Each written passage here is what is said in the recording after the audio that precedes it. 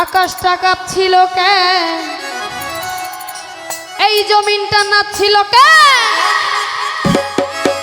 আমার বরফের ঘাম ছিল কেন সেই দিন সেই দিন।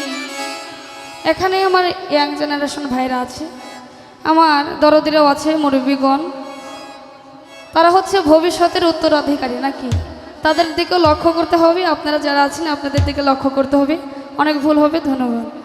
আকাশটা কাঁপছিল কেন, জমিনটা নাচছিল কেন, আকাশটা কাঁপছিল কেন, আকাশটা কাঁপছিল কেন, জমিনটা নাচছিল কেন, বরফের ঘাম ছিল কেন সেই দিনে সেই দিন।